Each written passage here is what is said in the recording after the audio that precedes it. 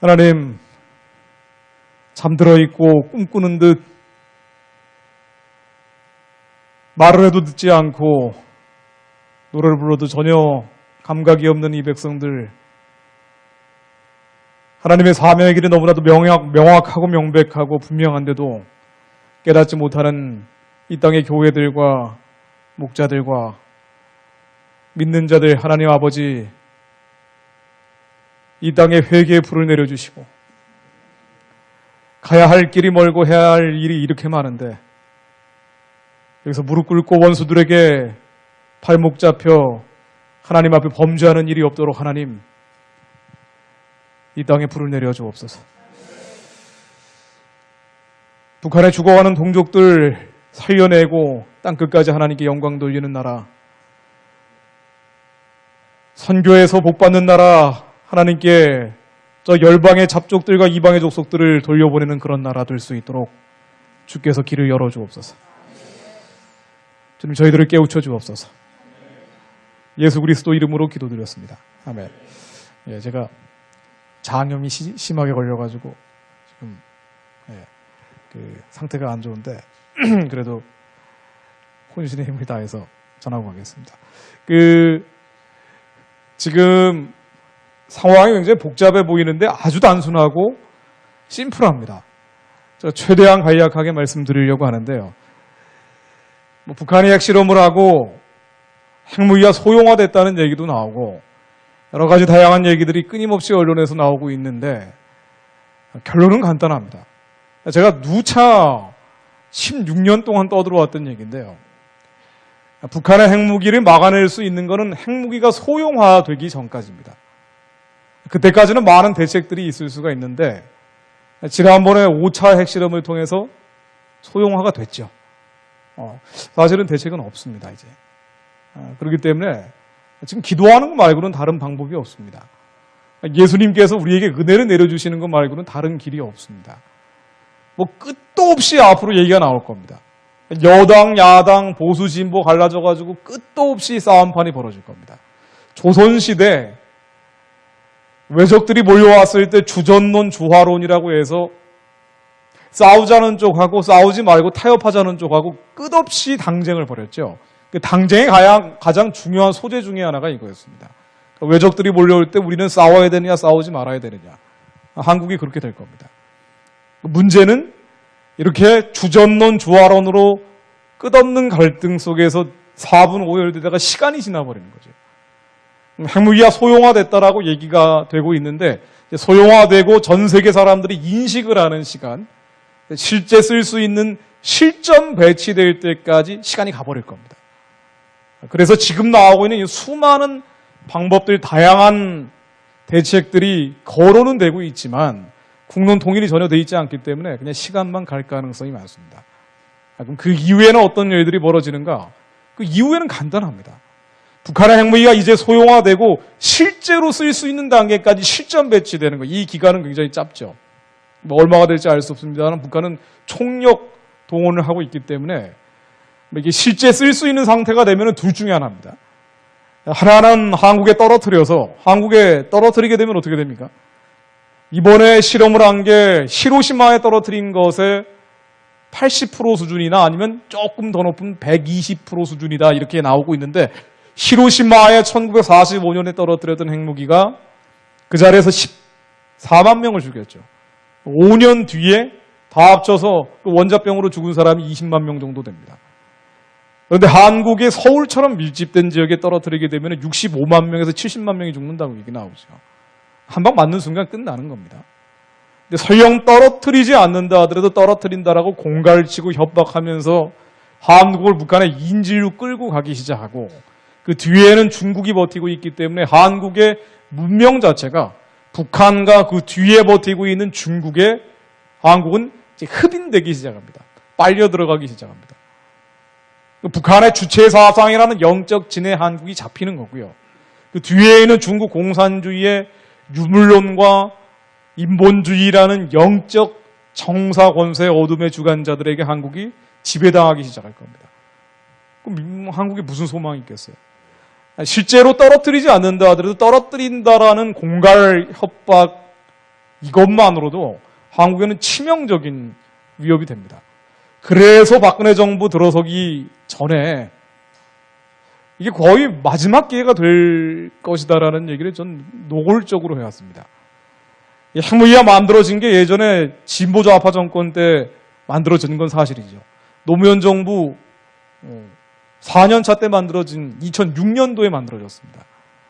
그러니까 북한의 핵무기가 만들어진 게 김대중 노무현 정부 때 흘러들어간 북한의 자금이 69억 5천만 달러 정도 되기 때문에 이걸 가지고 북한의 2,400만 식량을 사게 되면은 무려 23년치 식량 살 돈과 쌀과 비료를 우리가 줬어요. 그러니까 북한에는 아무런 변화가 없었고 유일한 변화는 뭔고 하니 군사비 지출이 3배 정도 늘어났습니다. 군사비 지출을 3배 정도 늘려서 드디어 2006년도에 핵무기를 만든 거죠. 그러니까 책임으로 따지면 진보좌파 정권일 수 있어요. 그러나 그 이후에 보수 우파 정권이 9년째 계속되고 있습니다. 정말 북한 동포들에 대한 해방하겠다는 마음, 구원하겠다는 마음이 있고 통일이 되지 않으면 남한 사람들은 소망이 없습니다. 이제 다른 길이 없어요, 남한은. 통일되는 것 말고는 한국의 비정규직 문제를 해결할 길이 없고요. 한국의 49만 명이나 되는 결식 아동들을 해결할 길이 없고 무려 200만 가구나 된다고 하는 에너지 빈곤층들을 해결할 길이 없습니다. 통일해서 우리의 영토가 늘어나고 자원을 확보하고 인구를 확장시키는 것 말고는 길이 없습니다. 그러니까 만주시베리아로 가는 길을 열어서 우리가 선교하고 선교해서 하나님께 영광 돌리고 그래서 복 받는 것 말고는 한국은 소망이 없어요. 우리 다음 세대에게 살 길은 통일 말고는 길이 없는데 이른바 보수 우파 정권 9년 동안 뭐 하고 있었습니까? 아무것도 안 한 거예요. 누구에게 돌을 던질 수도 없는 상황이 돼버린 겁니다. 왜 그랬느냐? 북한 동포들에 대한 연민이 없었기 때문이에요. 그들에 대해 애통하는 마음이 없었기 때문입니다. 그들이 정말 내 가족처럼 내 생명처럼 반드시 해방하고 구원해야 된다는 마음이 있었으면 당연히 보수 우파 정권 9년 동안 북한에 대해서 정보 폭탄을 떨어뜨려서라도 북한을 변화시켰어야 돼요. 근데 그런 노력을 안 했죠. 천안함 연평도 사건 지뢰 도발까지 이렇게 당하는데도 끝까지 안 한 거예요. 그러다가 미국이 마지막까지 안 되겠다고 해가지고 4차 핵실험까지 들어가니까 1월 6일 날, 올 1월 6일 날 4차 핵실험을 했잖아요. 1월 6일 날 핵실험을 하니까 그제서야 개성공단 하나 폐쇄한 게 답니다. 북한을 해방하고 구원하고 대한민국 주도의 자유민주주의 통일을 해야 되는데 9년을 허송세월해 버린 거예요. 그렇기 때문에 누구에게 돌을 던질 수도 없는 상황입니다. 근데 이렇게 가다가는 갑론을박하면서 여당 야당이 핵무장을 해야 된다 말아야 된다 이러쿵저러쿵 시간 보내다가 드디어 실전 배치되고 북한이 핵무기 능력과 미사일 능력이 고도화돼서 이제는 지금도 막을 수가 없지만 앞으로 더 막을 수 없는 상황이 올 겁니다. 그렇게 하면 어떻게 되느냐? 대화하자 그러겠죠. 그때는. 협상하자 그러겠죠. 그건 결국 한국이 무릎을 꿇는 겁니다. 통일은 물 건너 가버리는 거예요. 통일이 물 건너 와버린다는 건 뭐냐? 한국이 쇠락한다는 거고요. 북한 사람들은 이제 노예 상태로 영원히 내버려 두는 겁니다. 우리가 여기에 대한 죄값을 치르게 될 겁니다. 핵실험을 5번째까지 하는 상황까지 눈 뜨고 방관했다는 거는 갈 때까지 간 거라고 봐야 됩니다. 제가 상황을 잠깐 정리해 드릴게요. 제가 오늘 말씀드릴 얘기는 사실은 여러 가지 것들이 있지만은 여러 가지 것들이 지금 언론에서 끝없이 나오고 정치권에서 끝없이 나오지만은 뭐 예를 들면은 비원비라고 해서 미국의 전략 핵폭격기가 오늘 왔죠. 괌 기지에서 왔는데 뭐 이게 오느냐 마느냐 이걸 가지고도 논란을 빚고 있고요. 뭐 어제 와야 되는데 날씨 때문에 못 왔다는 얘기를 하고 있고 뭐 이게 뭐 세상 돌아가는 거 보면 이게 헷갈리기 짝이 없어요. 근데 헷갈리실 필요가 없다는 거예요. 그러니까 모든 대책들이 지금으로서는 대책이 될 수가 없다는 겁니다. 제가 잠깐만 흐름을 한번 정리해 드릴게요. 기도하는 것 말고는 길이 없습니다. 우리가 절망할 필요는 없어요. 우리가 이런 상황이 와야 기도할 수 있기 때문에 하나님이 이런 상황을 만드신 거라고 저는 봅니다. 일제시대에도 일제시대는 나라가 망해버렸는데도 불구하고 절망하지 않고 기도했던 사람들이 있기 때문에 기도로 만들어진 대한민국이 1948년 5월 31일 날 세워진 겁니다. 지금은 훨씬 상황이 좋죠. 교회도 많고 다만 우리의 회개와 절박한 하나님을 향한 부르짖음이 필요한 상황이라는 것뿐입니다. 자, 여러 가지 것들이 있지만은 왜 여기까지 오게 됐느냐. 직접적인 도화선을 따져보면은요, 지난 1월 6일 날 북한이 핵실험을 했습니다. 네 번째 핵실험을 했습니다. 북한이 이 네 번째 핵실험을 할 때 뭐라고 얘기했냐면요, 중성자탄을 만들었다고 얘기를 했습니다. 뭐 한국 국방부는 끝까지 부정을 하고 있지만, 뭐 중성자탄이건 아니건 간에 곧 만들어집니다, 이것도. 근데 1월 6일 북한의 핵실험이 네 번째까지 오게 되니까 더 이상 안 되겠다고 해가지고 3월 2일 날 유엔 안보리 결의안 270이라는 게 나왔죠. 이게 어떤 한 나라에 있어서 가장 강력한 제재안입니다. 유엔이 만들어진 다음에 이렇게 강력한 제재를 어떤 나라에 대해서 한 적이 없어요. 근데 이 270 북한에 들어가는 돈줄을 다 끊는 거예요. 달러줄을 다 끊어버리는 겁니다. 이 돈줄과 달러줄이 끊기게 되면 북한이 뭐 눈 하나 깜짝하지 않겠냐, 뭐 그렇지만 어쨌든 치명적인 건 사실이에요. 왜냐하면은 이 돈줄하고 달러줄이 끊기게 되면은 일반 주민들은 죽거나 살거나 신경 안 쓰지만은 북한의 상류층들, 특권층들이 배신할 수가 있거든요. 예전처럼 사치품을 챙겨주지 못하기 때문에 배신할 수 있고, 이렇게 될 경우에는 어떤 일이 벌어지느냐. 웬디 셔먼, 이거 제가 보여드린 사진들입니다. 5월 3일 날 웬디 셔먼이 한국에 와서 한 얘기처럼 돈줄이 끊기고 달러줄이 끊기게 되면 그 다음에는 쿠데타나 정변 암살 같은 가능성이 높아지는 거예요. 그러니까 아래로부터의 혁명, 일종의 아랍의 봄 같은 거는 북한에서 불가능하다 할지라도 위로부터의 정변은 가능하다는 얘기죠. 배신할 수 있다는 얘기입니다. 자, 그러면서 중국의 역할이 중요하다, 이런 얘기를 강조하고 다닌다 그랬고요. 자, 이 사람 월터 샤프 주한미군 사령관 했던 사람인데 마찬가지입니다. 북한에 대해서 돈줄과 달러줄을 끊게 되니까 북한이 무너질 가능성이 많다. 맞는 말이에요. 이게 맞는 말입니다. 왜냐하면 태영호 공사라고 하는 사람이 영국의 공사 넘버2였던 북한 관리가, 게다가 빨치산 후손이고 북한의 가장 상류층이고 특권층이었던 사람까지 도망치는 상황까지 옮게 된 거 아닙니까? 왜 이렇게 됐느냐? 이게 달러줄을 끊기 때문이에요. 돈줄을 끊기 때문입니다. 자, 이러다 보니까 전 세계에 흩어져 있는 북한의 관리들에게 달러를 가져와라, 돈을 가져와라, 이런 압박이 평양에서 너무 강해지기 시작했습니다. 그러니까 도망치기 시작한 거고요. 자, 북한의 붕괴가 이러다가 빨리 올 수 있다. 다만 여기 한 가지 붙어 있죠. 도발이나 공격. 북한이 무너지는 걸 스스로 막기 위해서 다른 방식으로 공갈을 치고 협박하는 일이 늘어날 것이다. 이코노미스트에서도 이렇게 얘기를 했죠. 북한은 무너지는데, 북한은 무너질 가능성이 굉장히 높아졌는데, 자, 그런데 이런 상황들에 있어서 우리가 가장 큰 구멍이라 그럴까요? 이쪽에 밑 빠진 독처럼 제재가 북한에 대해서 들어가는 것은 반드시 북한에 고통을 주는 건 사실이지만, 그래서 정변이나 쿠데타, 내전 뭐 이런 가능성, 북한의 안에서 터져버릴 가능성이 높아지는 것이 사실이지만, 그럼에도 불구하고 이 제재라는 게 직접적으로 북한을 무너뜨리지는 않아요. 이 제재가 앞으로도 아무리 많이 북한에 가중된다 하더라도 더 강력한 제재, 더욱더 강력한 제재를 북한에 한다라도 그게 직접적으로 북한을 무너뜨리지 못합니다. 왜 그러냐면은 중국 때문이에요. 중국이라는 구멍이 뚫려 있기 때문에. 중국이 여기에 협조를 하면 좋은데 확인이 됐죠. 3월 2일 날 유엔 결의안 270이 나오고 나서 중국이 지난 6개월 동안 어떻게 했는지 확인이 됐습니다. 확인을 해보니까 어떻게 됐는 거 아니? 이 270이라는 게 나오고 나서 오히려 중국의 석탄 수출이나 북한의 중국에 대한 석탄 수출이나 철광소 수출은 훨씬 더 늘어나 버렸어요. 지금도 이 270에 따르면 원래 유엔 회원국 안에 다른 나라, 이 북한의 은행을 둬서는 안 되는데도 불구하고 중국 내에서 북한 기업들이 자유롭게 활동하고 있죠. 은행을 안 둬도 북한이 중국에서 벌어들인 돈을 자유롭게 북한으로 들여보내고 있습니다. 세관에서 전혀 막지를 않는다는 거예요.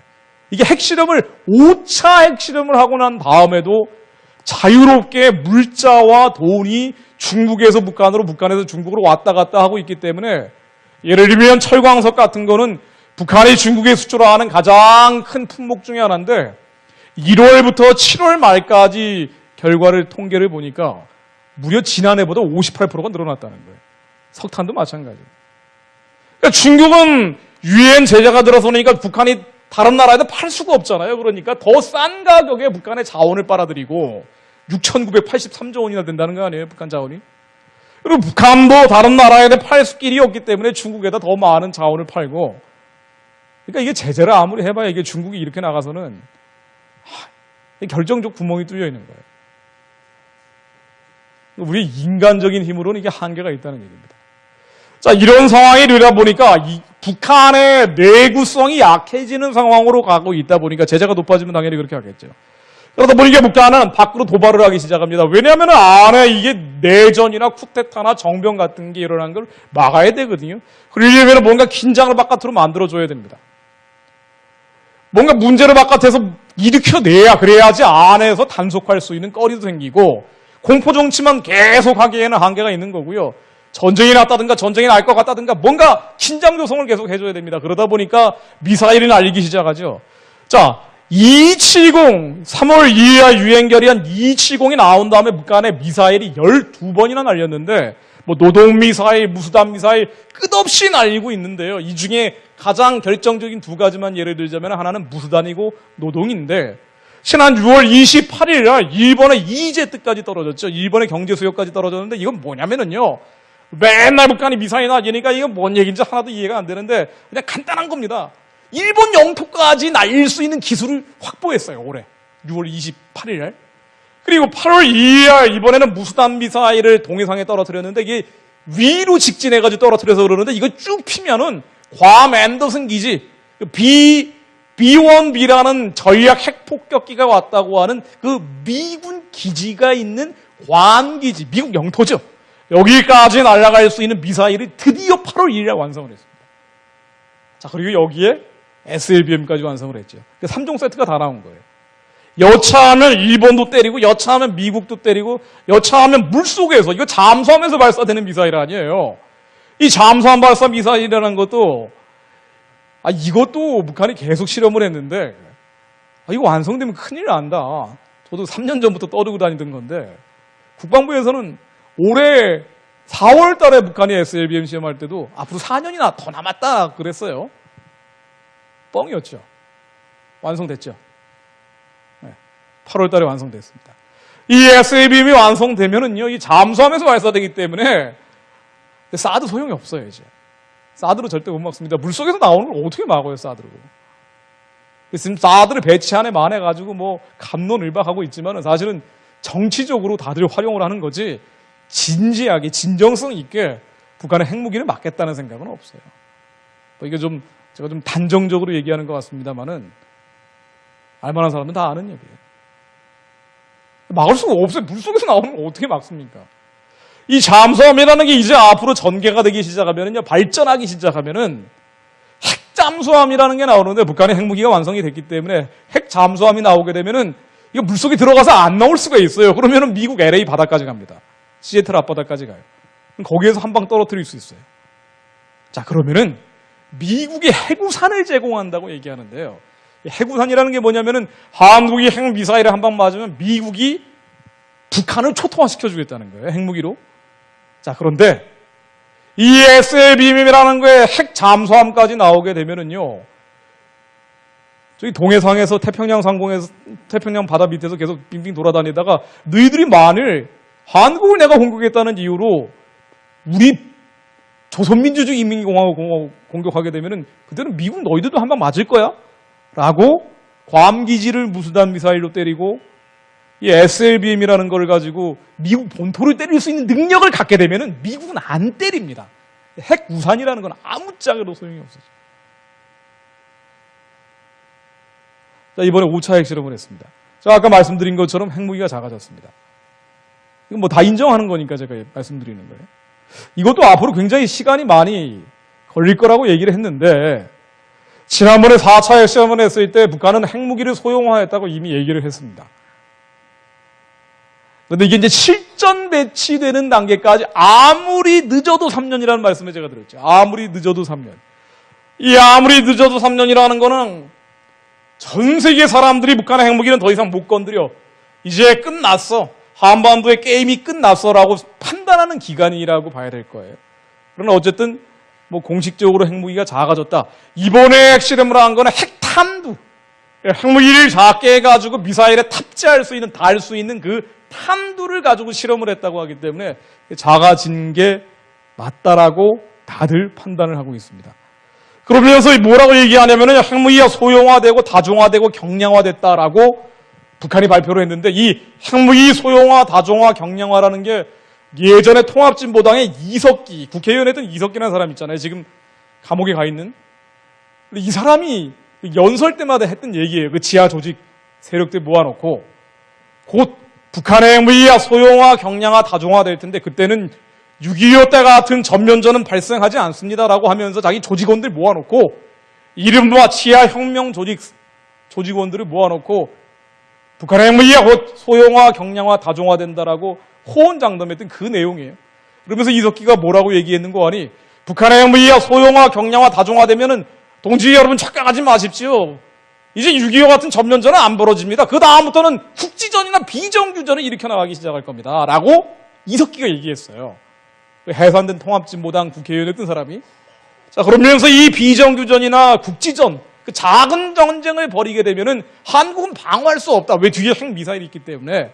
우리야 그때 전국에 있는 기간 산업들, 기간 시설들, 파출소 같은 데 습격을 해가지고 일종의 무정부 상태로 만들어가기 시작하면서 대규모 촛불 시위를 동원을 하고 그렇게 돼서 북한이 협상할 수 있는 유리한 고지를 만들어야 된다. 뭐 이런 식으로 얘기했었죠. 그러나 어쨌든 작아집니다.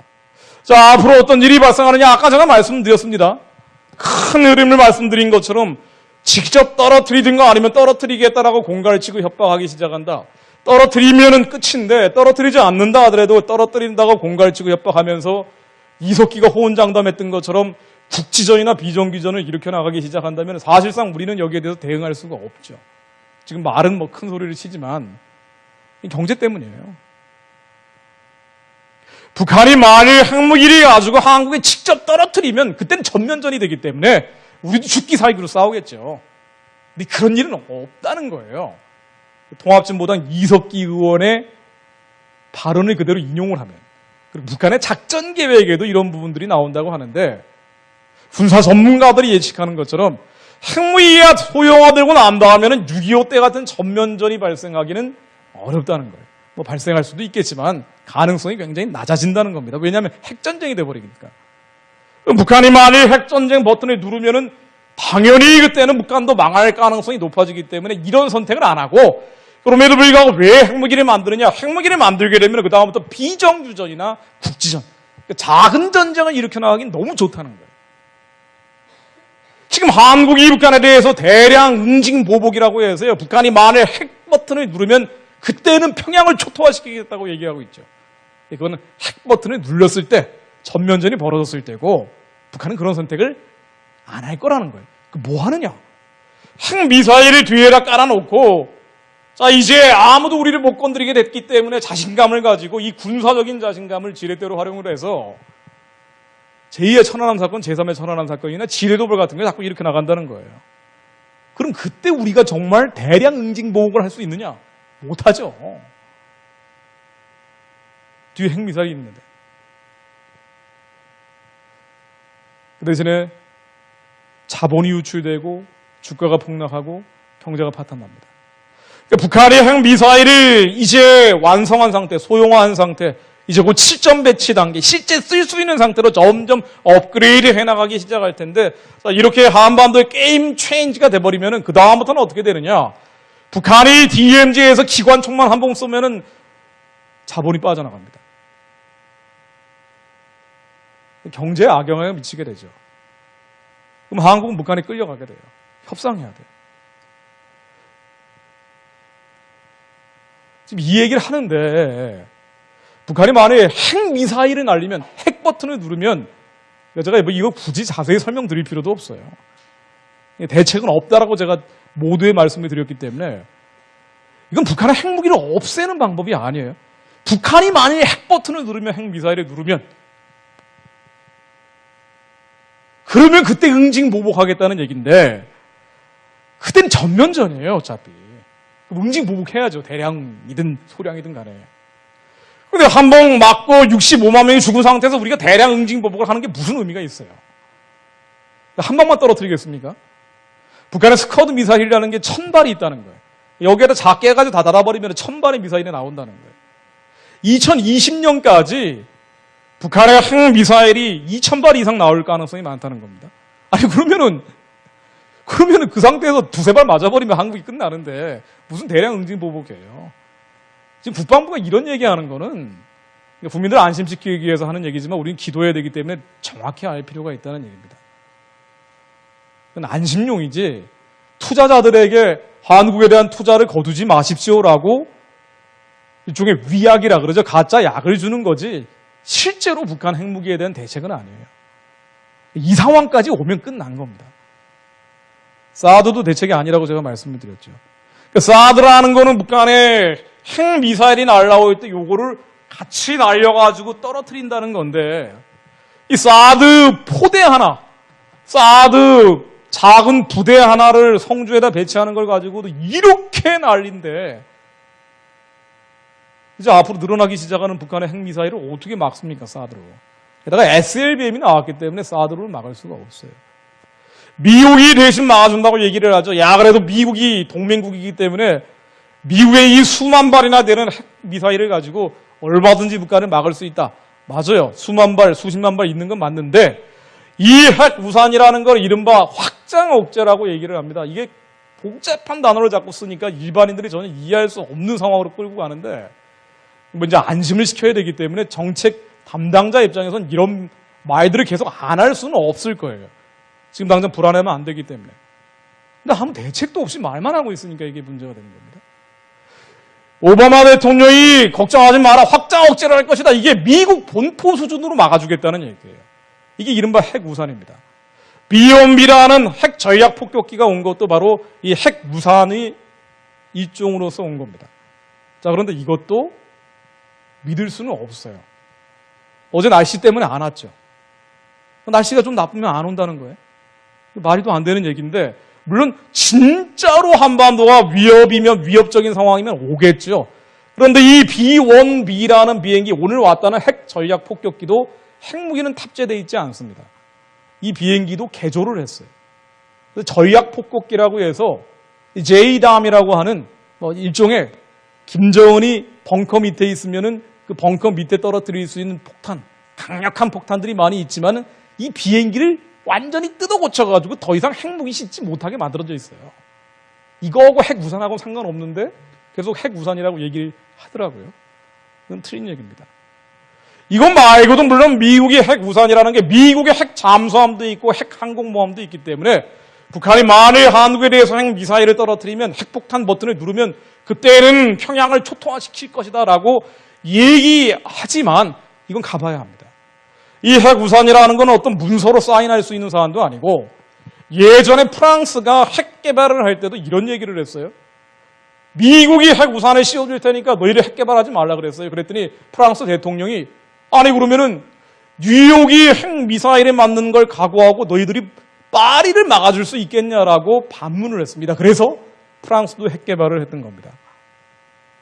자, 과연 지금 북한의 능력이라는 게 지금 현재 상황만으로도 미국의 괌 기지를 때릴 수가 있고 SLBM으로 미국 서해안을 때릴 수 있는 능력을 갖게 됐는데 이제 좀 지나면 ICBM이라고 해서 대륙간 탄도미사일이라는 것에다가 핵탄두를 달아서 뉴욕이나 워싱턴까지 때릴 수 있는 그런 가공할 능력을 갖게 된다고 하는데 뭐 그런 능력을 앞으로 갖게 되지 않는다 하더라도 현재 능력만으로도 미국의 괌 기지를 초토화시킬 수 있는 미국인들 수만 명을 죽일 수 있는 능력을 갖고 있는 북한이 한국을 공격했다는 이유로 미국 국민들 수만 명이 죽는 걸 각오하고 미국이 와서 북한을 때려 주겠냐는 얘기예요.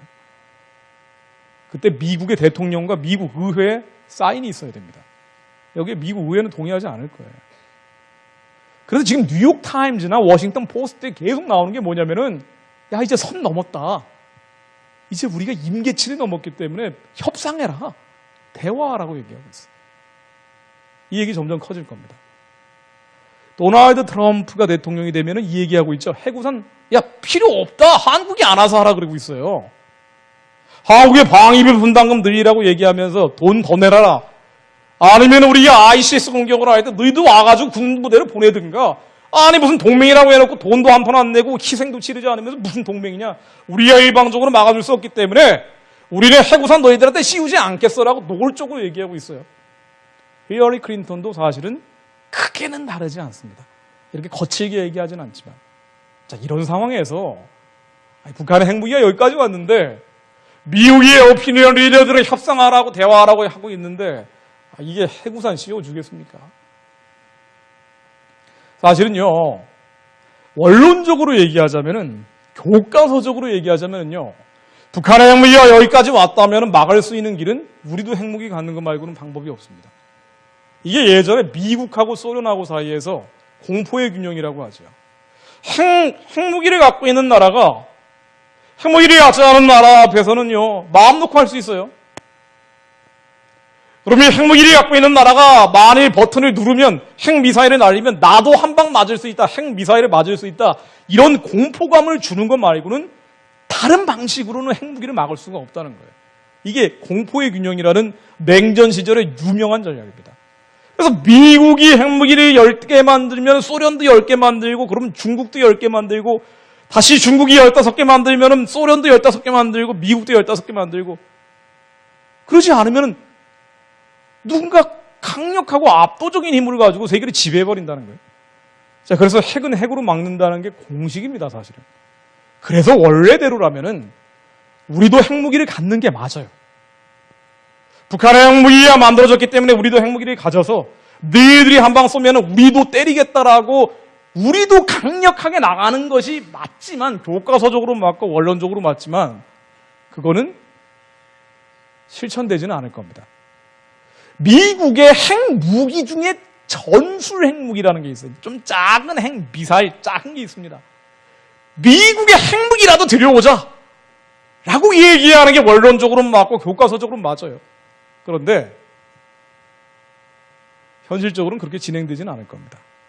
지금 사드도 배치를 못하고 있는데 무슨 전술 핵무기 들여오는 것에 대해서 국론 통합이 되겠어요. 자위적 핵무장을 하는데 무슨 국론 통합이 되겠습니까?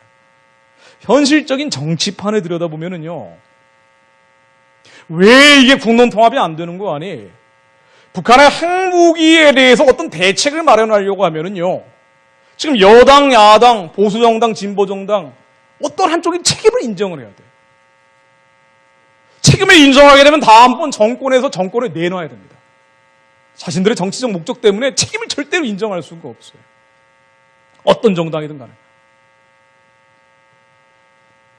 그래서 자위적 핵무장을 하든 전술 핵무기를 들여오든 물론 미국이 반대하고 있기 때문에 자위적 핵무장도 전술 핵무기 도입도 현실적으로 어려운 면이 있습니다만 그거보다도 한국 내에서 국론 통합이 될 가능성이 제로에 가깝기 때문에요. 앞으로 싸움만 할 겁니다. 주화론, 주전론. 2조 시대 싸움하고 비슷한 거예요. 우리가 북한에 강하게 나가야 된다. 대화하고 협상하고 교류해야 된다. 강풍 정책으로 가야 된다. 아니면 햇볕 정책으로 가야 된다.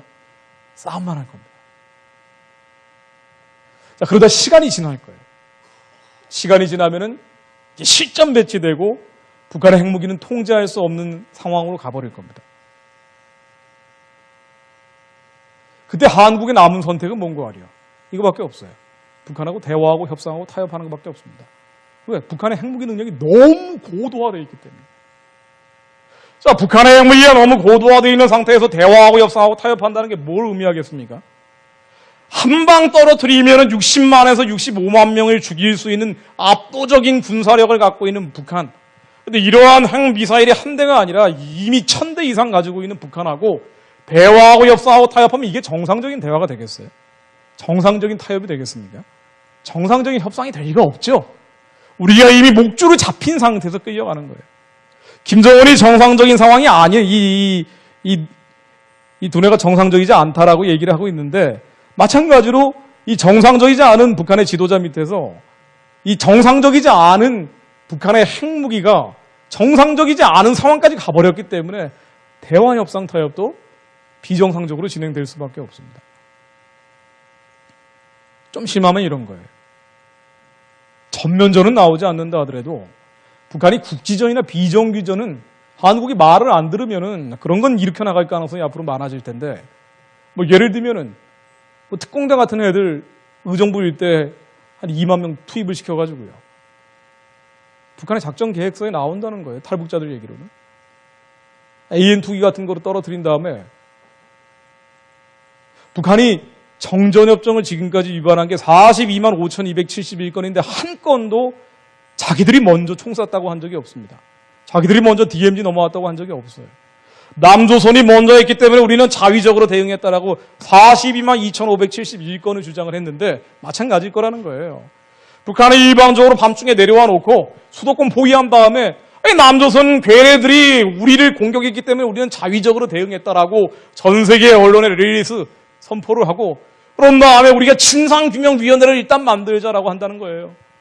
그리고 남한의 이석기 같은 사람들이 촛불시위 일으키고, 야 무슨 우리 민족끼리 전쟁이냐, 대화하고 협상하고 타협해라, 평화를 다워하면서 촛불시위 일으켜 나가면은 우리 정부 입장에서 뭐 하겠어요? 진상규명하자 그러는데. 진상규명하자고 하면서 협상 테이블로 가야겠죠. 그 다음에 무슨 대화가 되겠습니까? 인질이 되는 거죠. 자, 이런 미래는 전쟁이 날 수도 있지만요. 전쟁이 나지 않는다 하더라도 그에 준하는 상황이 될 수도 있지만 경제가 치명타를 입게 될 겁니다. 지금도 이렇게 어려운데. 가계부채가 1,500조라고 얘기가 나오고 있는데, 지금도 다음 세대에는 미래가 없다라는 얘기가 나오고 있는데, 여기서 더 어려워지면 어떻게 되겠어요?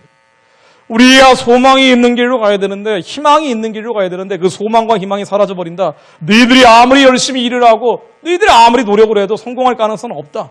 우리의 다음 세대가 이런 얘기를 하게 될 때 얼마나 절망적이 되겠습니까? 해마다 조사하는 건데요. 유니세프하고 서울대에서 조사한 겁니다. 아동의 행복감 42,567명을 조사했는데 꼴찌라는 거예요. 전 세계 12개 나라, 중요한 나라들을 조사했더니 한국이 꼴찌인데, 왜 꼴찌냐? 미래에 대한 두려움. 왜 이 아이들이 불행하다고 초등학교 4학년, 5학년, 6학년, 중학교 2학년 아이들이 대답을 한 건데요. 왜 너희들은 불행하다고 여기느냐라고 물어봤더니 앞날이 불투명하기 때문에, 앞으로 비정규직이 될 것 같기 때문에, 일자리를 못 얻을 것 같기 때문에라고 답을 했다는 거예요. 지금도 이런데 앞으로 어떻게 되겠습니까? 설령 전쟁이 나지 않는다 하더라도, 전쟁에 준하는 상황이 나오지 않는다 하더라도, 북한의 핵 인질이 돼서 질질 끌려가는 미래가 되면은 경제는 한국은 선진국은 못 돼요. 더 이상 좋아지는 게 아니라 이제 곤두박질 칠 수밖에 없습니다. 누가 한국에 투자를 하겠어요? 그 리스크라는 게 시장에 반영되면은 당연히 한국의 모든 이 코리아 디스카운트라고 해서 한국 상품과 한국의 이미지 모든 게 다 떨어지기 시작합니다.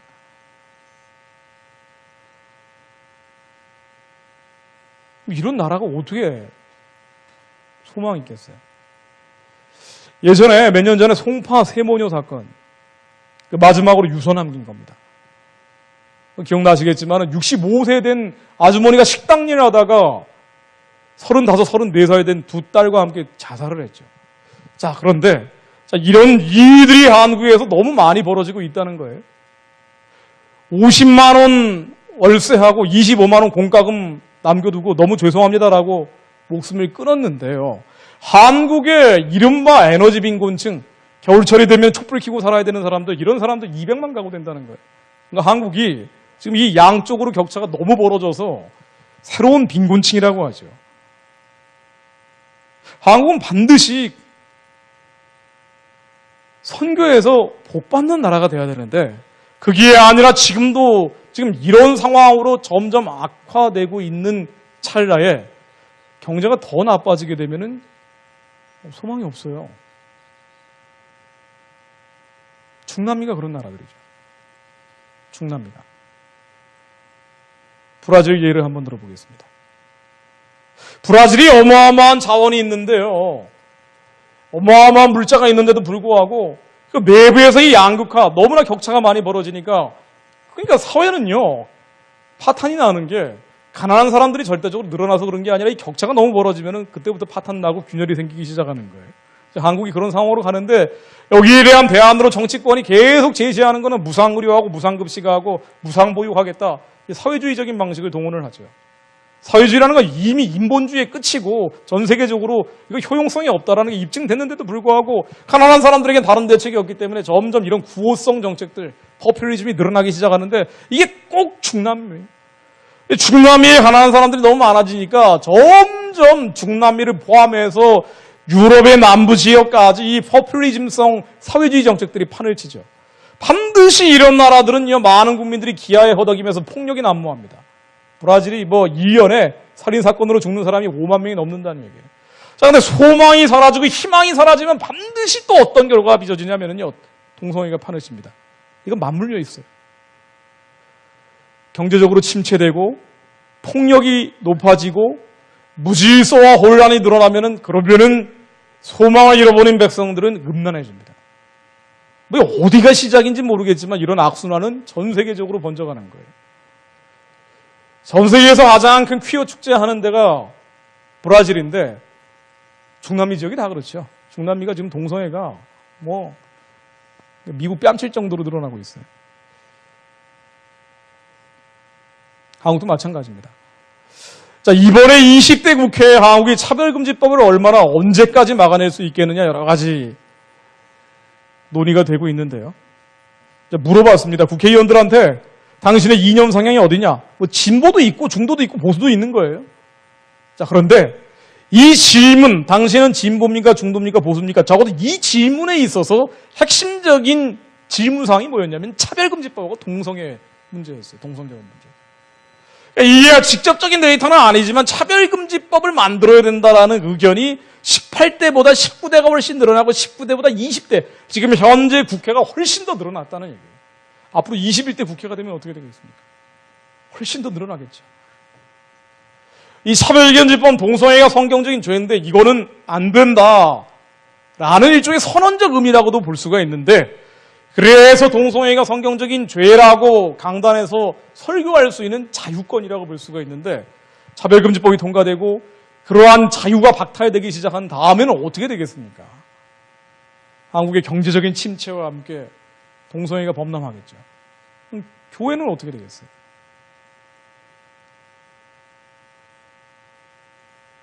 사실 핵무기가 여기까지 왔기 때문에 핵무기는 핵무기 자체가 의미가 있는 게 아니고요.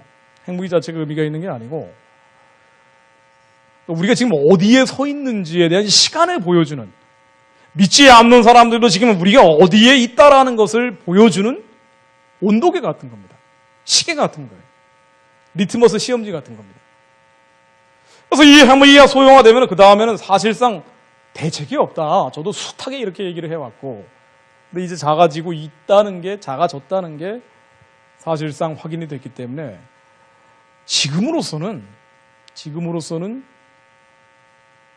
다양한 대책을 얘기하고 있지만 무엇 하나 대책은 될 수가 없습니다. 그러니까 많은 것들이 언론에서 나오고 정치권에서 이러쿵저러쿵 떠든다고 하더라도요, 별로 이렇게 동요하실 필요가 없다는 얘기예요. 그 얘기를 좀 길게 한 것뿐입니다. 왜 다 대책은 아니기 때문에. 신경 쓰지 마세요, 이런 거. 또 미원, 미폭격기가 온다. JDM을 때릴 수 있단다. 대량 응징보복을 할 수 있다고 한다더라. 우리가 자위적 핵무장을 한다더라. 혹은 미국의 전술 핵무기를 도입을 한다고 하더라. 이런 거 가지고 논쟁을 할 필요도 저는 없다고 봅니다. 적어도 기도하는 분들은. 이미 선을 넘었기 때문에. 그렇다고 제가 절망하라는 얘기가 아니에요.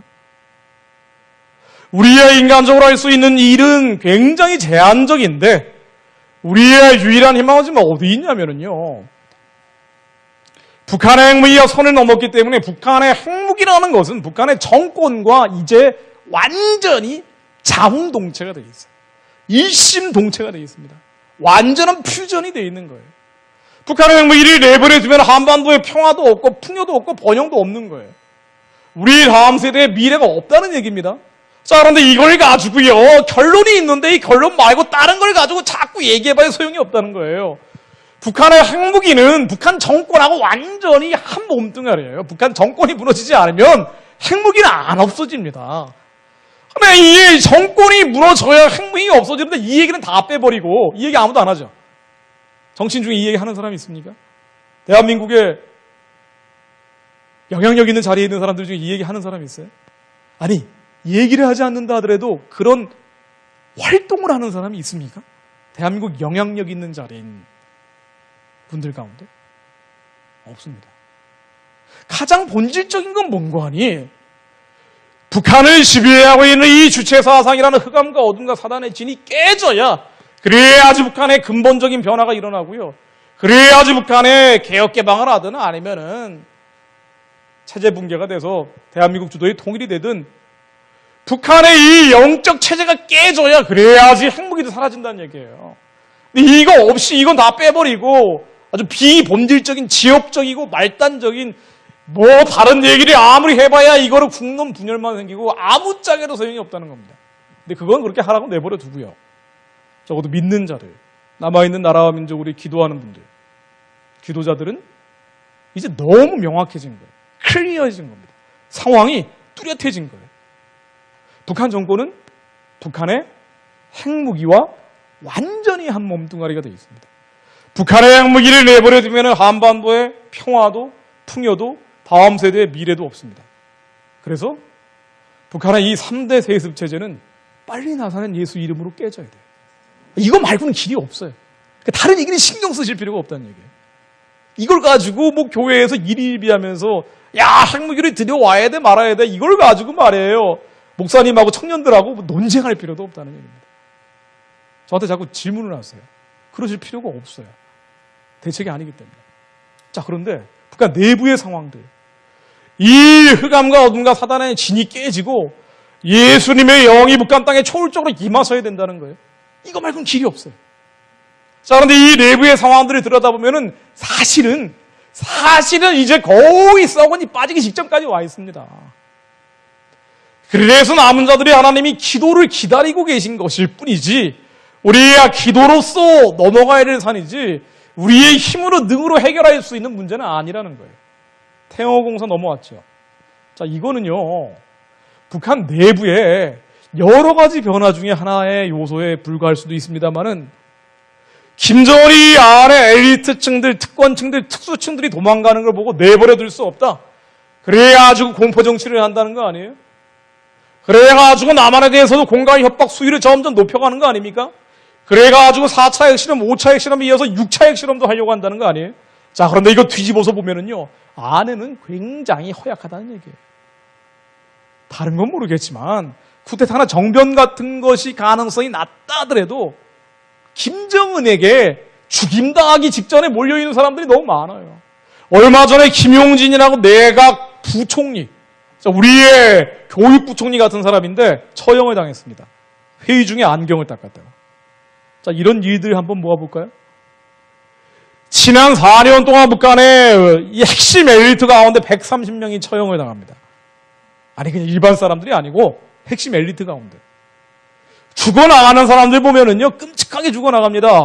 뭐 이게 단순히 총으로 쏴서 죽이는 게 아니고, 장성택도 마찬가지지만, 그 고모부 장성택도 사신 기관총, 그러니까 이 탱크를 쏘거나 비행기를 잡는 고사총탄이라는 걸 쐈다는 거 아니에요? 형체도 없이. 1분에 14,000발이 나간다는. 이러다 보니까, 지금 내가 죽게 생겼는데, 회의 중에 안경 닦아다가 죽고요. 얼마 전에 회의 중에 졸았다는 이유로 죽은 사람도 있고요. 김정은에게 공선하지 않았다고 죽은 사람도 있고요. 자, 이런 사람들이 핵심 엘리트 북한의 특수계층, 특권층 가운데 있다가 나이대로 죽을 수 없어 하면서 적어도 구테타나 정병 같은 건 안 된다 하더라도 김정은이 암살될 가능성은 굉장히 있다고 봐야 돼요. 북한의 변화라는 거는 겉으로 보면은 우리가 북한에 질질 끌려가면서 암담하고 참담하고 끔찍한 상황으로 가고 있는 것 같습니다만은 그러나 이게 또 한편 뒤집어 보면은요 북한 안에서는 부글부글 끓고 있는 주전자 같습니다. 우리의 힘으로 미칠 수 있는 영역이 아니고 우리의 능력으로 미칠 수 있는 범위는 아니지만 그러나 영계에서 하늘나라에서 하나님께서 손을 뻗치면 또 합니까? 북한에 아주 선한 마음을 가진 장군이 김정은 끌어내고 북한을 아주 선한 기독교 나라로 바꾸고 갈지 누가 알겠어요? 그거 알 수가 없는 거예요. 그 변화는 우리가 생각하지 못하는 방향에서 하나님이 때가 됐다고 하면 올 수 있다는 겁니다. 그러니까 절대 절망하실 필요가 없어요. 그러니까 핵무기 얘기는 우리의 이런 문제를 가지고 국내 정치에서 갑론을박할 필요가 없다는 거예요. 그래서 제가 말씀드리는 거지 이걸 가지고 우리가 절망할 필요는 없어요. 북한 안에서 무슨 일이 벌어질지 알 수가 없습니다. 결정권을 하나님이 가지고 계신 거예요. 우리 안에 어떤 기도의 불량이 차게 되면은요, 얼마든지 북한의 변화가 가능합니다. 물론 이런 일이 발생한다 하더라도 북한이 와장창한다 하더라도 중국의 개입만큼은 막아야 될 겁니다. 북한의 체제가 무너졌다 하더라도요, 그 다음에 중국의 입장은 무너지지 않게 하겠지만 무너진다 하더라도 그때는 내려오겠다라고 노골적으로 얘기하고 있잖아요. 지금 북한 체제를 붕괴를 막기 위해서 북한에 대한 압박이 강해지면 강해질수록 오히려 더 많은 지원을 중국이 하고 있는 것처럼 북한이 무너진 다음에도 내려오겠다라고 얘기하면서 파란 선, 녹색 선, 빨간 선 아니면 휴전선까지 군대를 밀고 내려오겠다라고 중국이 노골적으로 얘기하고 있는 거예요. 자, 그래서 만일 이런 상황이 되면은 막아야 됩니다. 그러나 그건 그 다음의 문제예요. 그 다음에 이런 일이 발생할 경우에는 분명히 막아야 된다는 걸 알고 계셔야 될 거예요.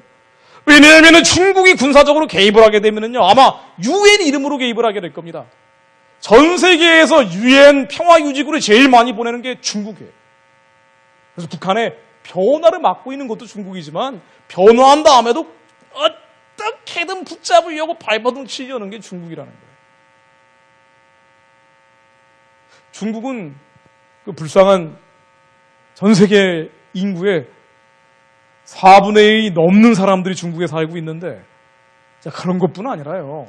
그 중국 사람들이 갖고 있는 인본주의 문명, 공산주의 문명은 하나님이 대적하는 유물론이에요. 이것들이 중국을 잡고 북한도 잡고 있기 때문에 열리지 않는 겁니다. 북한 문제를 좀 깊이 기도하는 분들은 중국을 대적하면서 기도하기 시작한 분들이 많습니다.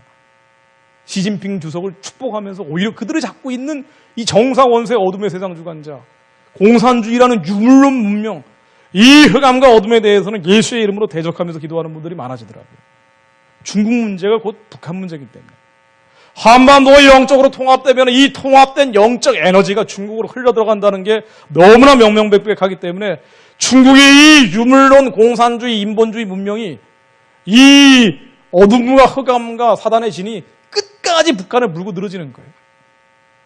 그래서 만일 북한 체제가 무너졌다 하더라도 중국이 밀고 내려오게 될 경우에는 이때는 우리가 비상한 결단을 가지고 나가서야 될 거예요.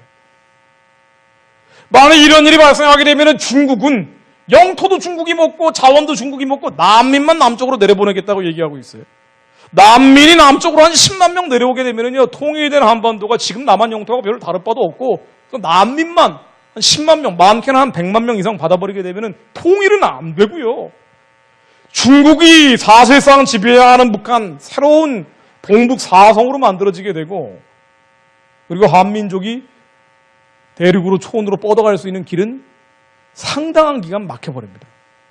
자, 그래서 이런 상황이 됐을 때 정말 중국이 이런 시도를 하게 됐을 때는요, 이게 하나님의 뜻에 어긋난다는 걸 분명히 알고 대책을 세워야 됩니다. 그러나 이건 물론 북한 체제가 무너진 다음 문제예요. 사도행전 17장 26절에 이후에 모든 족속을 한 혈통으로 만드사 온 땅에 살게 하시고 그들의 연대를 정하시며 거주의 경계를 한정하신 분이 바로 하나님이십니다. 거주의 경계가 우리 민족이 거주해야 될 경계가 있는데 여기에 중국이 탱크 밀고 미사일 밀고 내려오게 되면은요, 이건 하나님 뜻을 거스르는 거예요. 그래서 하나님은 제국주의를 원치 않으시죠. 힘과 완력과 폭력을 가지고 다른 민족을 지배하는 걸 절대 원치 않으세요. 우리 아이언은 거는 힘과 완력과 폭력이 아니고 사랑과 섬김으로 제사장 나라가 되겠다는 거 아닙니까? 중국이 만일 군사적으로 밀고 내려오면 이건 하나님 뜻을 거스르는 거예요. 이때가 되면 구체적으로 어떻게 막느냐, 구체적으로 막는 팁을 제가 하나 말씀드릴게요. 걱정하는 분들이 계시기 때문에. 중국 때문에 안 된다는 얘기가 너무 많아요.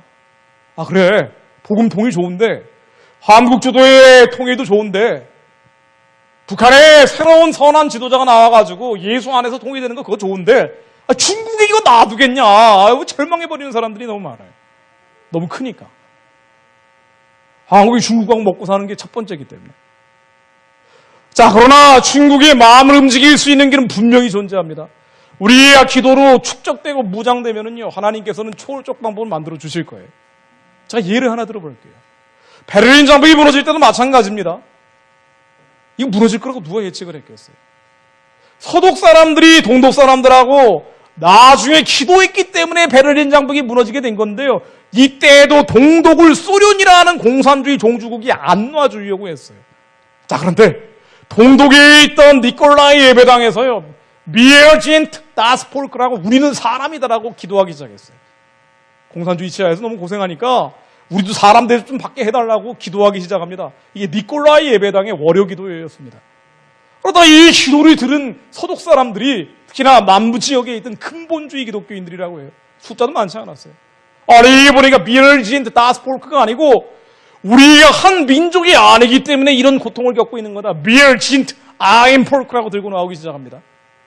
그랬더니 베를린 장벽이 무너지는 날 결정적으로 아나운서가 실수를 하고 이 사람들이 몰려나오면서 미에르진트 아임폴크 우리에게 통일을 달라고 기도하면서 사람들이 몰려나오기 시작하는데 이거를 막으려고 군인들이 총 들고 나오다가 아나운서가 실수를 해가지고요, 베를린 장벽이 이미 무너졌다라고 발표를 해버렸어요. 그래가지고 그 군인들도 오다가 같이 무너뜨린 거예요. 이거는 이해할 수 없는 초월적 역사예요. 우리가 중국 때문에 안 된다는 절망적인 자포자기적인 생각을 하는 분들이 많은데요. 이게 인본주의적인 생각이죠. 결정적인 순간에 광우병 시위 때 한번 생각을 해보세요. 미국산 쇠고기 안 먹겠다라고 20만 명이 몰려 나왔잖아요. 우리가 저력이 있어요. 이건 좀 다른 예지만. 미국산 쇠고기 먹고 광우병 걸린 사람도 없는데 20만 명이 나왔단 말이에요. 만일 중국이 그런 식으로 북한에 개입하려고 하면은요, 200만 명 몰려 나와야 됩니다. 서울에 몰려 나오고 전국에 있는 4대 도시에 몰려 나오고요. 저 미국에 있는 뉴욕, 워싱턴, 시애틀, LA, 그리고 호주에 있는 시드니, 독일에 있는 베를린, 프랑스에 있는 파리까지 전 세계 교포들이 다 몰려 나와서요. 우리는 한 민족이다. 우리에게 민족 차결권을 다오라고 촛불 시위하고 외치기 시작하면은요, 전 세계 여론이 움직이고 중국도 함부로 할 수는 없어요. 그때가 되면은 전 세계와 싸워야 됩니다.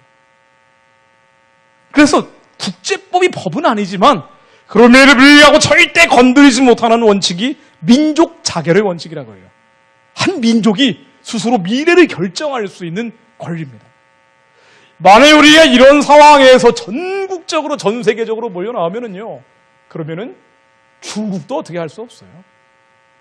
그래서 지금 기도해놔야 돼요. 하나님은 우리에게 지금 우리 눈앞에 보이는 것은 저주와 재앙과 심판으로 보입니다. 우리가 기도의 때를 놓치면, 우리가 회개의 결정적 기회를 놓치게 되면 모르겠어요. 그런 일이 없어야 되는데 회초리를 맞을지도 모릅니다. 그러나 분명한 것은 나 여호와가 말하노라 너희를 향한 나의 생각은 내가 안 하니 재앙이 아니라 곧 평안이요 너희 장래에 소망을 주려 하는 생각이라. 너희는 내게 부르짖으며 와서 내게 기도하면 내가 너희를 들을 것이요 너희야 전심으로 나를 찾고 찾으면 나를 만나리라. 우리야 전심으로 하나님을 찾고 찾으면 하나님이 만나주시고 우리가 부르짖으면 하나님께서 살 길을 열어주시리라 믿습니다. 인간적으로, 군사적으로, 정치적으로 북한의 핵무기가 완성이 됐는데도 불구하고 이거를 이렇게 하자 저렇게 하자 수많은 대책들이 나오는데 정말 저는 위선적이라는 생각이 들어요. 지금까지 뭐 하다가 진보 좌파 정권 10년, 보수 우파 정권 9년 허송세월하고 지금 뭐 하다가 왜 그랬는지 아십니까? 한국의 지도자와 정치인들이 왜 그랬는지 아세요? 애통해하는 마음이 없었기 때문이에요. 북한 동포들에게 애통해하는 마음이 있었으면 이렇게까지 언젠간 되겠지 하면서 여유를 부릴 수 없었을 거예요. 북한의 핵무기가 만들어진다 하더라도 어차피 한국이 적화 통일될 일은 없기 때문에 미국이 버티고 있으면 미국이 포기하지 않으면 한국은 망할 일은 없기 때문에 큰 걱정은 없어. 안심했을 거예요. 내 문제가 아니라고 생각하기 때문에. 남한에 있는 무려 44.3%나 되는 비정규직들이 있습니다. 현대자동차의 앞바퀴 만드는 사람들은 뒷바퀴 만드는 사람들에 비해서 연봉이 반밖에 안 된다는 거 아니에요. 한국에 소망 없는 청년들이 점점 궁지로 몰리고 있는 게 안타깝고 지도자로서 이런 문제에 대해서 가슴이 아프면은요.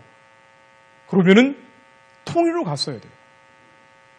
통일하기 위해서 적극적이고 내 생명을 내놓기 위해 노력했어야 됩니다. 마치 선한 목자가 양떼를 위해 생명을 내놓는 것처럼 헌신했어야 돼요. 근데 애통해하지 않은 거예요. 북한 동족들에 대해서도 애통하지 않았고 남한 국민들에 대해서도 애통한 게 없었던 거예요. 몇 년 전에 전남 고흥에서 80대 할머니가 6살짜리 아이하고 밤에 촛불 켜고 자다가 불이 나서 2명이 타 죽은 사건이 있습니다. 지도자는 이런 문제에 애통해야 돼요. 한국에 이런 에너지 빈곤층이 200만 가구라는 거예요. 돈을 못 내는, 그래서 한전이 전기를 끊고 가는 사람들. 그럼 한국에서 무상 전기 공급하면 해결됩니까? 나라 경제는 꼬꾸라지고 있는데, 재정 건전성은 바닥이 나고 있는데,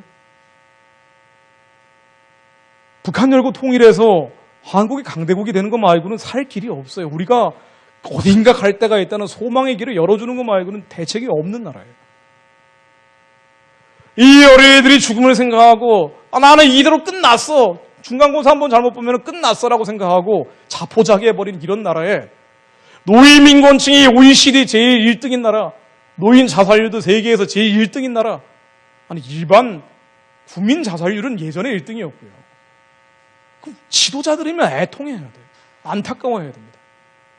이 나라 가야 될 길이 통일 말고는 다른 절박한 과제가 없다라고 생각하고 북한의 저 악행에 대해서 분노하고 저 체제를 근본적으로 변화시키고 통일하기 위해서 내 생명을 내놓고서라도 갔어야 돼요. 근데 그걸 안 한 거예요. 그 여기까지 온 겁니다. 우리가 정말 부르짖어야 됩니다. 정말 하나님께 전심을 다해서 찾아야 돼요. 이 남한 땅이 없다면 북한 땅에 지도자가 있을지도 모르죠. 북한의 저 흑암과 어둠과 사단의 진에 잡혀있는 어둠의 땅에 정말 선한 리더십이 나올 수 있도록 빨리 저 우상체제가 깨지라고 해야 돼요. 저 주체사상의 신이 빨리 깨지라고 기도해야 됩니다. 북한에 정말 하나님을 부를 수 있는 자 이거 빨리 와야 돼요. 이것 말고는 길이 없어요.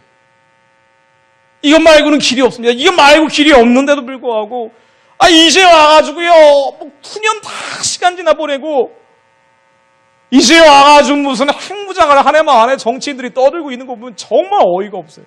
하나도 안 하다가 허송세월 이렇게 다 하다가 국민들에 대해서 애통의 마음이 없기 때문에 여기까지 왔는데 안타까워하는 심정이 없어서 여기까지 왔는데 그 뻔히 아는데 한국에 지도자들이 나올 수 있도록 또한 기도하셔야 됩니다. 하나님께서 선한 목자와 같은 영성을 갖춘 지도자들이 나오면 하나님이 그 사람들의 기도를 통해서라도 북한을 열어주실 거예요. 그래서 다른 여러 가지 방법들, 세상적인 방법들 이런 거 신경 쓰지 마세요. 핵무기 가져야 되냐 말아야 되냐 이거 굉장히 지엽적인 얘기입니다. 말단적인 얘기예요. 여기까지 왔기 때문에 나사렛 예수의 이름으로 명하노니 북한의 흑암과 어둠과 사단의 진은 빨리 예수의 이름으로 무너질지어다. 북한에서 가련하고 불쌍한 동족들이 하나님 부르고 예수님 부르고 성령님 부를 수 있는 그 자유가 북한 땅에 빨리 선포될지어다. 이 정상원세 어둠의 세상 주관자들아, 이 한반도로 잡고 있는 유물론, 공산주의, 물질주의, 만몬의 영들아, 한국교회를 잡고 있는 이 음란의 영들아, 예수의 이름으로 명하노니 다 떠나갈지어다. 한국교회가 회개하고 북한의 문을 열고 나가는 길이 우리의 기도에 달려 있습니다. 원래는 한국이 회개하고 교회가 부흥하고 북한이 여는 순서일 수도 있지만 하나님 방식은 알 수가 없죠. 북한이 열리고 난 다음에 그 지하교인들 처참하게 신앙생활했던 사람들의 간증 듣고 한국교회가 깨어날지 또 누가 알겠습니까? 당장 급박한 것은 북한 백성들이 죽어가고 있는 사람들이 너무 많다는 거고요. 이제 추운 겨울 오기 시작하면은 한국의 에너지 빈곤층 200만이라고 하지만 북한에서는 아예 연료가 없어가지고 겨울철 되면 아예 꼬꾸라져 얼어 죽는 사람들이 부지기수로 나온다는 거예요. 저 가련한 사람들이 하루빨리 해방되고 구원될 수 있도록 남은 자들이 기도하는 것밖에 없습니다. 그러니까 아주 단순하고 명료해졌어요. 복음 말고는 길이 없습니다. 예수 말고는 길이 없습니다. 기도하고 마무리하겠습니다. 하나님 아버지, 먼저 저희들이 주님 앞에 회개하고 참회하며 주님께 부르짖습니다. 하나님 앞에 저희들이 물질 따라가고 육신 따라가고 하나님 감정 따라가고 기분 따라가며 하나님의 사명을 외면했던 죄를 용서해 주옵소서. 주님의 사랑의 길이 있는데도 불구하고 하나님 저희들이 돌아갔던 죄를 용서해 주옵소서. 우리의 육신의 정욕과 안목의 정욕과 이생의 자랑을 따라갔던 죄를 용서해 주옵소서. 하나님 아버지, 저희들이 이 세상 따라가면서 주님의 명확하고 명쾌한 길이 있는데도 불구하고 하나님 저희들이 돌아갔던 죄를 용서해 주옵소서. 하나님, 이 땅에 회개의 불을 내려주시고 저희들이 간절히 기도하며 부르짖사온데 북한의 핵무기가 여기까지 왔다는 것은 저는 너무나도 명확하고 명쾌한 사인이라고 봅니다. 이제 때가 무르익었으니 북한의 저 어둠의 정권, 흑야마 정권, 저 주체 사상의 칠, 이제 예수 그리스도 이름으로 주님, 이제는 저 어둠의 정권을 이제는 정리해달라는 기도를 부르짖으며 합니다. 저희들이 모든 마귀를 멸하시는 예수 그리스도 이름으로 선포하며 기도합니다. 나사렛 예수 그리스도 이름으로 명하노니 북한의 주체 사상의 진은 깨어질지어다. 이 우상숭배 정권은 완전히 무너질지어다. 북한의 고도화된 핵무기는 완전히 무력화될지어다. 하나님 앞에 영적인 핵을 막고 저 북한의 죽음의 핵무기는 완전히 무력화될지어다. 빛의 핵무기로 북한 땅을 비추어 주옵소서. 북한 동포 살려달라고, 이민족 구해달라고 주여 삼차하고 기도하시겠습니다. 주여! 주여! 주여!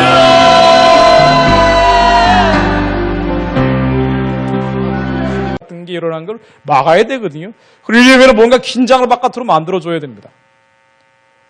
뭔가 문제를 바깥에서 일으켜내야, 그래야지 안에서 단속할 수 있는 거리도 생기고, 공포정치만 계속 하기에는 한계가 있는 거고요.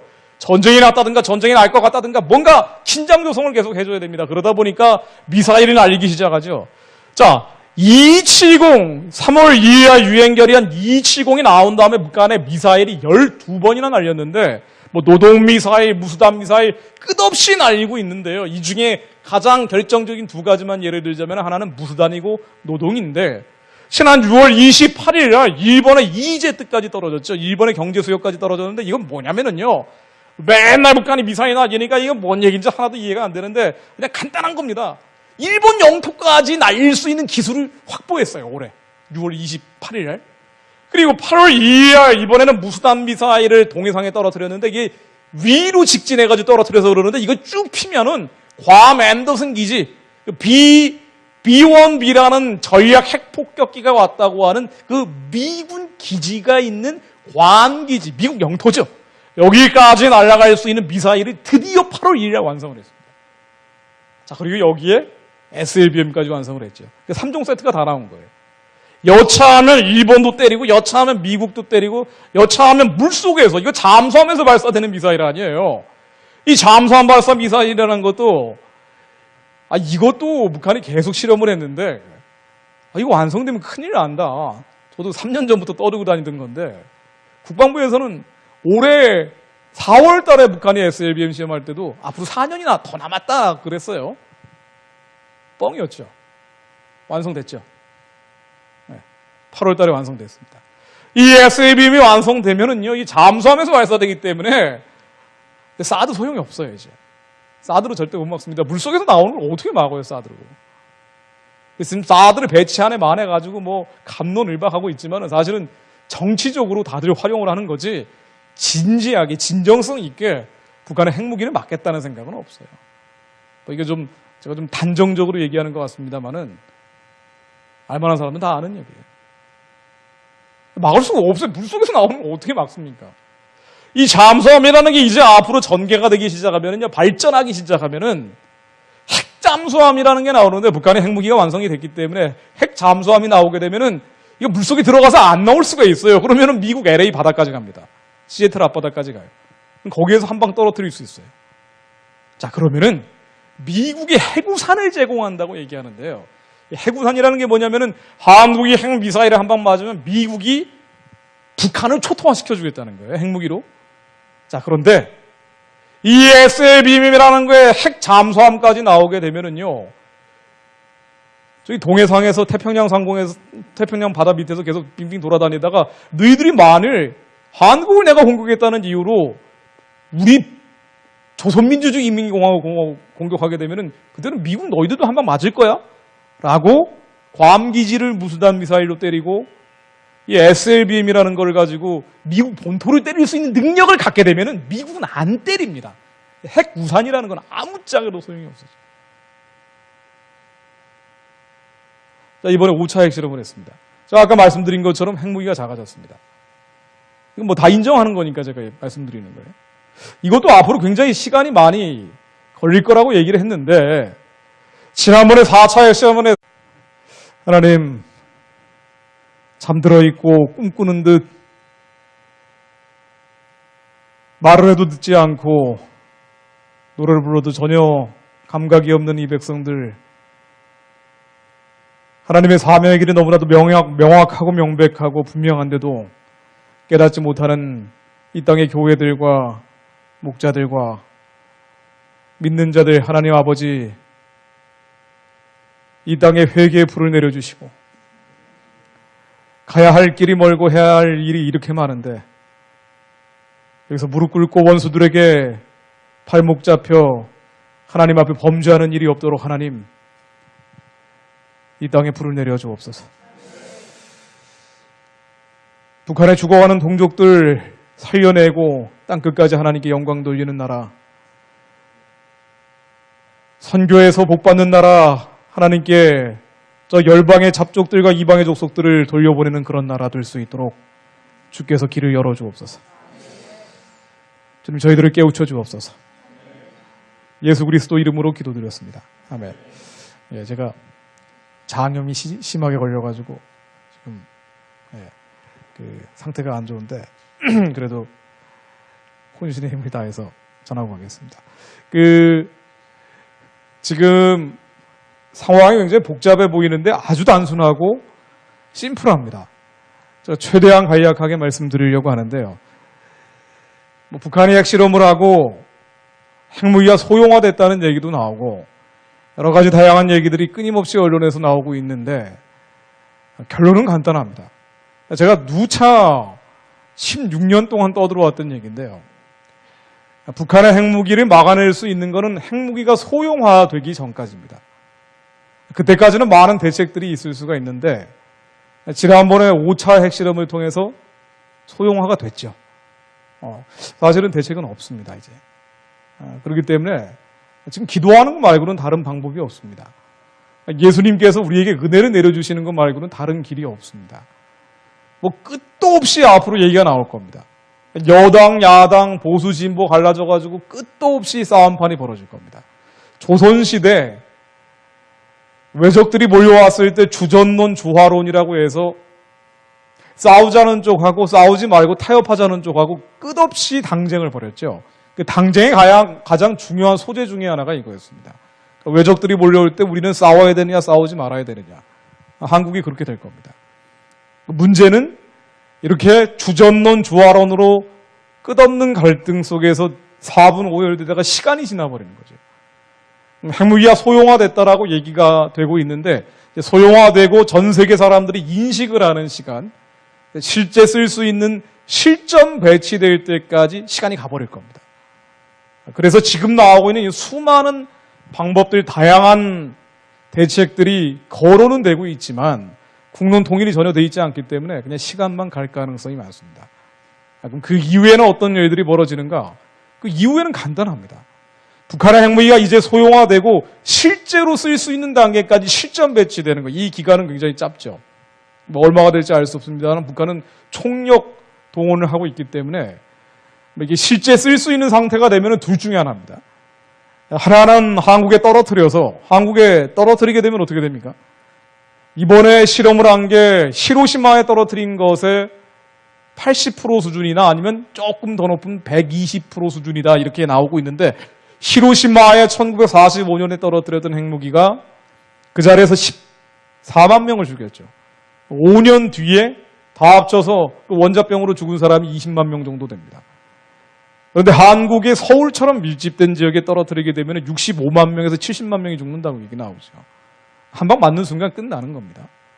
근데 설령 떨어뜨리지 않는다 하더라도 떨어뜨린다라고 공갈을 치고 협박하면서 한국을 북한의 인질로 끌고 가기 시작하고 그 뒤에는 중국이 버티고 있기 때문에 한국의 문명 자체가 북한과 그 뒤에 버티고 있는 중국에 한국은 이제 흡인되기 시작합니다. 빨려 들어가기 시작합니다. 북한의 주체 사상이라는 영적 진해 한국이 잡히는 거고요. 그 뒤에 있는 중국 공산주의의 유물론과 인본주의라는 영적 정사 권세 어둠의 주관자들에게 한국이 지배당하기 시작할 겁니다.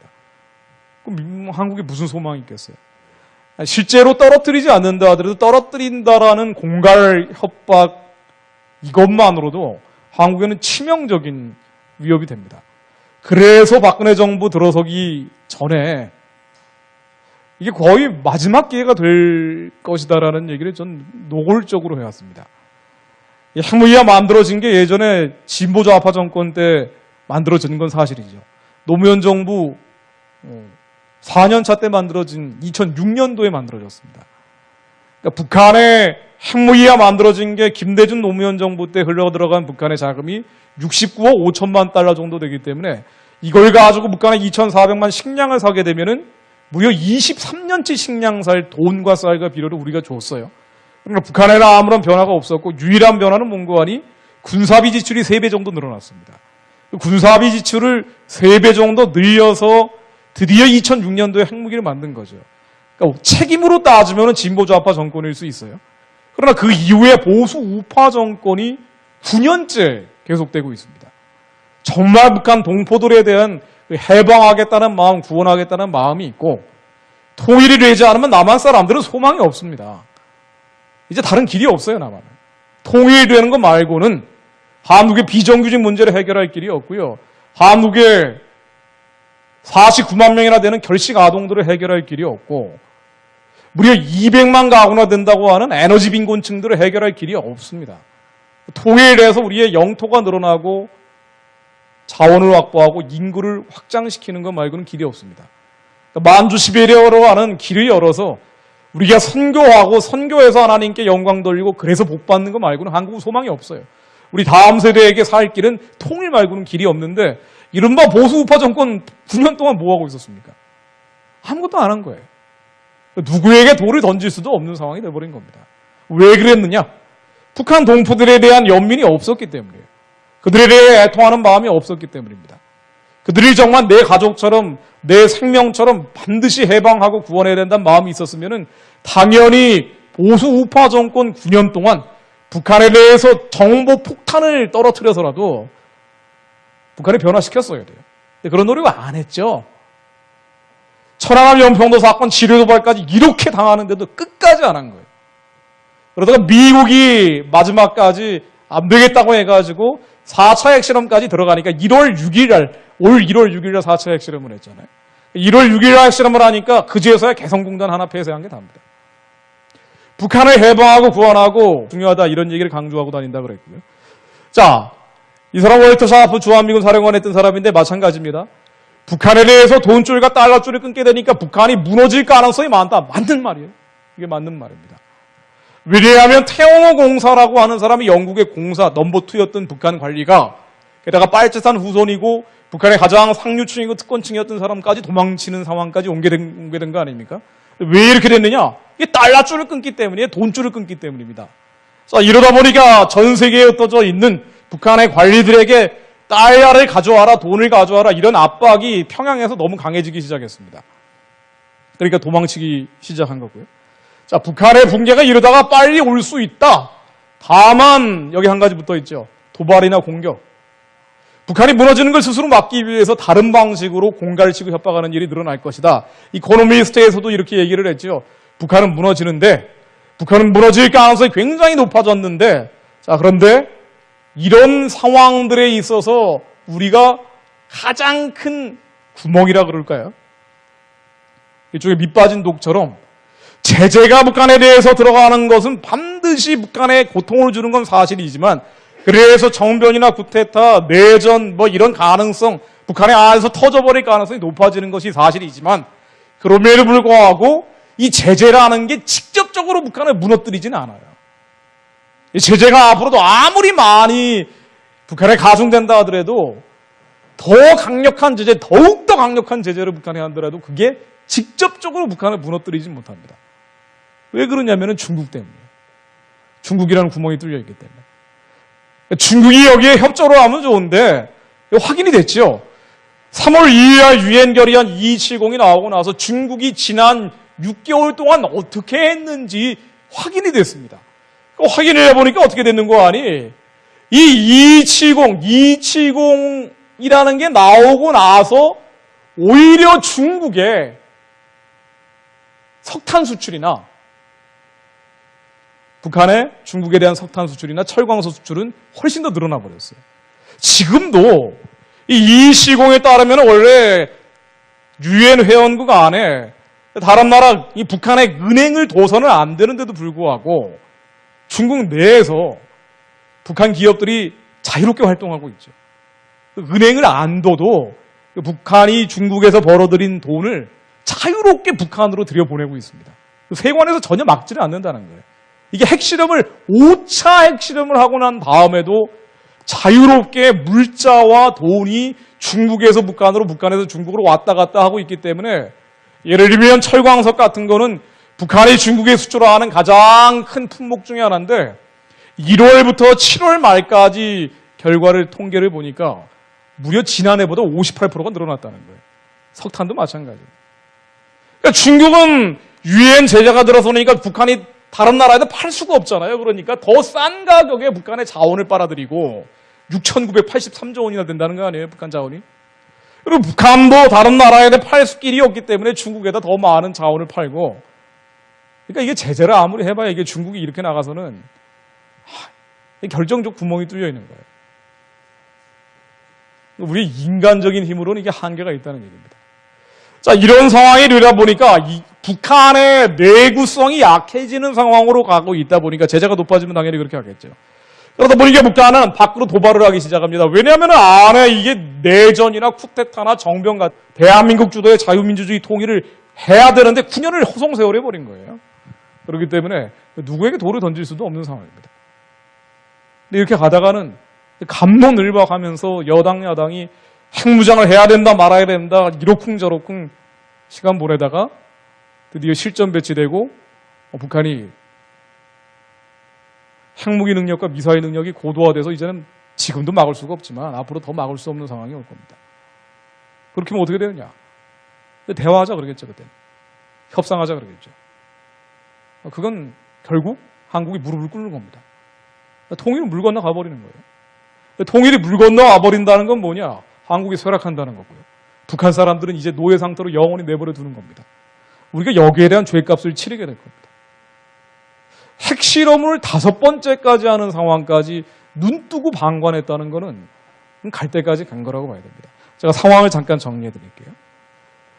제가 오늘 말씀드릴 얘기는 사실은 여러 가지 것들이 있지만은 여러 가지 것들이 지금 언론에서 끝없이 나오고 정치권에서 끝없이 나오지만은 뭐 예를 들면은 비원비라고 해서 미국의 전략 핵폭격기가 오늘 왔죠. 괌 기지에서 왔는데 뭐 이게 오느냐 마느냐 이걸 가지고도 논란을 빚고 있고요. 뭐 어제 와야 되는데 날씨 때문에 못 왔다는 얘기를 하고 있고 뭐 이게 뭐 세상 돌아가는 거 보면 이게 헷갈리기 짝이 없어요. 근데 헷갈리실 필요가 없다는 거예요. 그러니까 모든 대책들이 지금으로서는 대책이 될 수가 없다는 겁니다. 제가 잠깐만 흐름을 한번 정리해 드릴게요. 기도하는 것 말고는 길이 없습니다. 우리가 절망할 필요는 없어요. 우리가 이런 상황이 와야 기도할 수 있기 때문에 하나님이 이런 상황을 만드신 거라고 저는 봅니다. 일제시대에도 나라가 망해버렸는데도 불구하고 절망하지 않고 기도에 뜬 사람들이 있기 때문에 기도로 만들어진 대한민국이 1948년 5월 31일 날 세워진 겁니다. 지금은 훨씬 상황이 좋죠. 교회도 많고 다만 우리의 회개와 절박한 하나님을 향한 부르짖음이 필요한 상황이라는 것뿐입니다. 자, 여러 가지 것들이 있지만은 왜 여기까지 오게 됐느냐? 직접적인 도화선을 따져보면은요, 지난 1월 6일 날 북한이 핵실험을 했습니다. 4번째 핵실험을 했습니다. 북한이 이 4번째 핵실험을 할 때 뭐라고 얘기했냐면요, 중성자탄을 만들었다고 얘기를 했습니다. 뭐 한국 국방부는 끝까지 부정을 하고 있지만 뭐 중성자 탄이건 아니건 간에 곧 만들어집니다, 이것도. 근데 1월 6일 북한의 핵실험이 네 번째까지 오게 되니까 더 이상 안 되겠다고 해가지고 3월 2일 유엔 안보리 결의안 270이라는 게 나왔죠. 이게 어떤 한 나라에 있어서 가장 강력한 제재안입니다. 유엔이 만들어진 다음에 이렇게 강력한 제재를 어떤 나라에 대해서 한 적이 없어요. 근데 이 270 북한에 들어가는 돈줄을 다 끊는 거예요. 달러줄을 다 끊어버리는 겁니다. 이 돈줄과 달러줄이 끊기게 되면 북한이 뭐 눈 하나 깜짝하지 않겠냐, 뭐 그렇지만 어쨌든 치명적인 건 사실이에요. 왜냐하면은 이 돈줄하고 달러줄이 끊기게 되면은 일반 주민들은 죽거나 살거나 신경 안 쓰지만은 북한의 상류층들, 특권층들이 배신할 수가 있거든요. 예전처럼 사치품을 챙겨주지 못하기 때문에 배신할 수 있고, 이렇게 될 경우에는 어떤 일이 벌어지느냐. 웬디 셔먼, 이거 제가 보여드린 사진들입니다. 5월 3일 웬디 셔먼이 한국에 와서 한 얘기처럼 돈줄이 끊기고 달러줄이 끊기게 되면 그 다음에는 쿠데타나 정변 암살 같은 가능성이 높아지는 거예요. 그러니까 아래로부터의 혁명, 일종의 아랍의 봄 같은 거는 북한에서 불가능하다 할지라도 위로부터의 정변은 가능하다는 얘기죠. 배신할 수 있다는 얘기입니다. 자, 그러면서 중국의 역할